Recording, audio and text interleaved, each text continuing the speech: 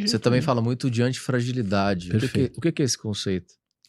Antifragilidade é um conceito cunhado pelo Nassim Taleb. Uhum. O Nassim Taleb é um libanês americano, né, que foi aos 20 e poucos anos ele foi para os Estados Unidos.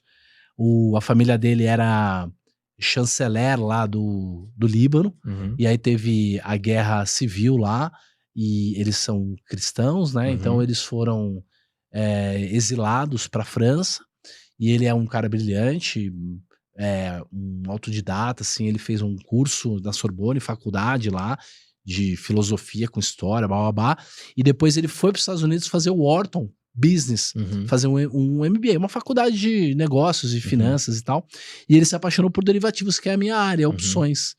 E aí ele foi trabalhar num banco suíço lá, Credit Suisse, na mesa, trabalhando com derivativos e tal, e ele se apaixonou por aquelas curvas e tal, e aí ele começou a ver que as pessoas não entendiam nada de risco, corriam risco da maneira errada, Uhum. e ele ganhou bastante dinheiro lá, ele pediu demissão do banco e foi trabalhar no pregão, sozinho lá, e para tentar bater o mercado. E aí em 87 você teve o crash lá, né, a Black Monday, e nesse dia ele aos 27 anos ganhou 50 milhões de dólares. Caramba. E aí ele decidiu transformar aquela percepção de que as pessoas tinham uma noção errada de risco, e transformar isso numa teoria e tal. E hoje ele é um grande pensador, filósofo, e ele usa toda uma base matemática para chegar nas suas respostas, o que é muito importante para a modernidade. Porque a ciência hoje se baseia ou numa coisa dedutiva, que você vai chegar a uma conclusão verdadeira, que aquilo é verdade, que é muito raro, são poucas as áreas da ciência que você consegue fazer isso, ou uma coisa dedutiva, que você vai precisar fazer estatística e pegar dados, processos e calcular lá a probabilidade, a média e tal, para chegar numa verdade. E as ciências sociais, por exemplo, são uma pseudociência. É tudo uma fraude. Entendeu? Todos os trabalhos de behaviorismo, de psicologia, de economia, tudo é uma grande fraude, porque eles usam a matemática errada, eles usam as distribuições erradas. Então, essa é a missão do Taleb, é explicar isso. E o que é antifragilidade? Você falou uma grande fraude, por que essa fraude é aceitável?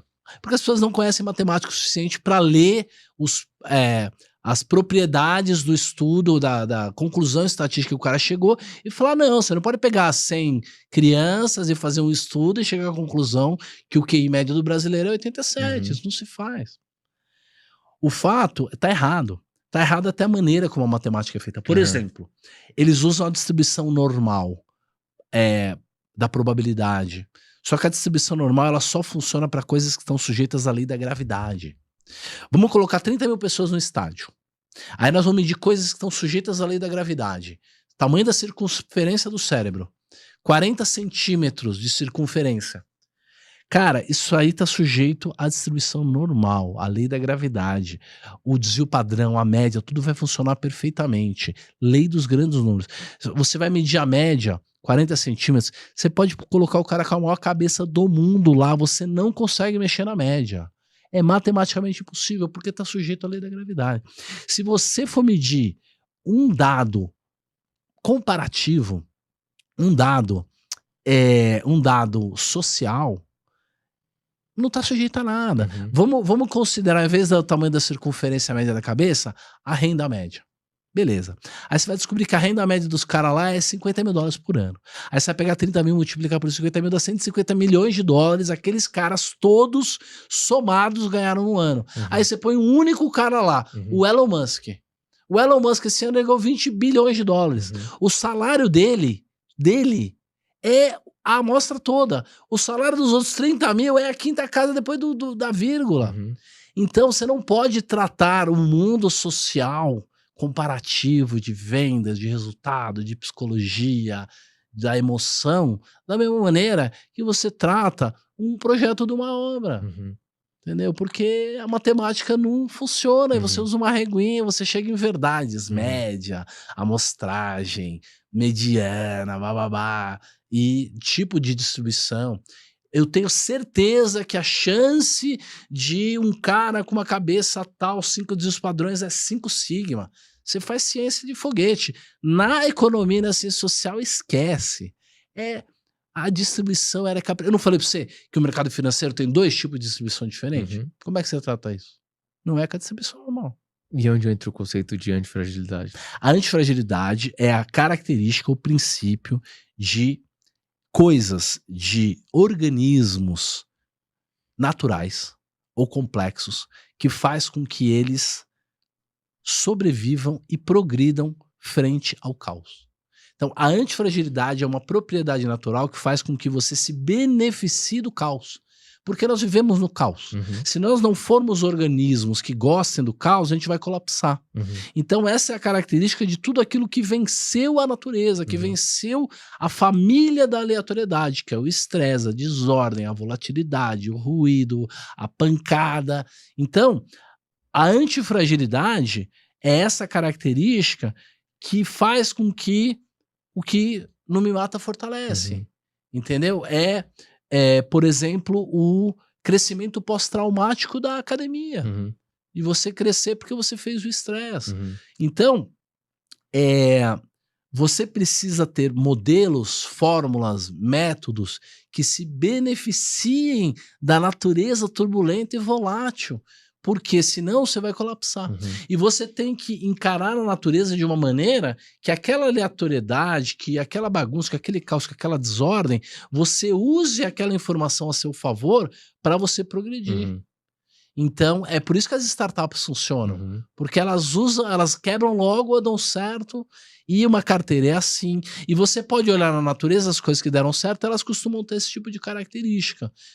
Cidades que progrediram, como Roma e tal, ela tem antifragilidade. Uhum. Empresas deram certo, entendeu? Por que que o cristianismo deu certo? Ele tem antifragilidade. Por que que é uma filosofia mais robusta do que o estoicismo? É antifrágil enquanto o estoicismo é robusto. Porque o estoicismo, ele te promete que você não vai sofrer nessa vida e que você vai ter uma vida estética, e é uma promessa pequena. Uhum. A promessa do cristianismo Contrário. é a vida eterna. A vida não tem preço, é antifrágil. Agora, enquanto o estoicismo é robusto e o cristianismo é antifrágil, o niilismo, o ateísmo, ele é frágil. Ele é frágil. Por isso que as feministas não vão deixar filho. Ele não se sustenta. Eles não vão deixar filho. Eles querem educar os nossos filhos, eles querem corromper os nossos filhos, porque eles não têm filhos, Você porque eles não são você falou de não deixar filho, até um ponto que eu queria falar, que um desses aspectos do colapso é a taxa de natalidade. Isso é um problema mundial. É, gravíssimo. Né? Uhum. Você acha que os governos deveriam incentivar... O governo deveria acabar. Não, eu sei, mas eu tô falando assim, dentro... Tô te brincando. Né? Você acha que os governos deveriam incentivar as famílias a ter filhos? Porque as pessoas não querem ter filhos. O governo deveria baixar o imposto. As pessoas se motivariam a ter filhos. Mas hoje o governo não tem que interferir. Mas o que eu vejo é o governo não tem que fazer política pró coisas. Ela tem que fazer política contra. O governo tem que tentar proteger. Então, mas dentro da ideologia de woke que veio, as pessoas hoje preferem ter cachorro. Então, mas isso é uma coisa também da cidade grande, do custo de vida muito caro, dessa coisa da cultura errada, de não ter Deus e tal. Então, o que nós devemos, na verdade, é deixar as filosofias naturais tomarem conta. Como que a gente resolve isso, então? Cara, incentivando conversas da gente. Você fala igreja, levando pra igreja, por exemplo. Evangelizando. Ou na minha empresa, eu conversando com meus filhos. Filhão, cara, se você ficar solteiro até os 40... Cara, você vai se detonar, você não vai conseguir criar riqueza, você precisa ter o desejo de casar com uma única pessoa, entendeu? Se você tiver um monte de parceiro, todo mundo tem que conversar com todo mundo, entendeu? E a gente tem que mudar de um por um. Agora, o Estado vai chegar e aí o Estado não vai fazer nada. O Estado é uma máquina feita, o Estado, ele é o bandido estacionário, entendeu? Ele é o gangsta.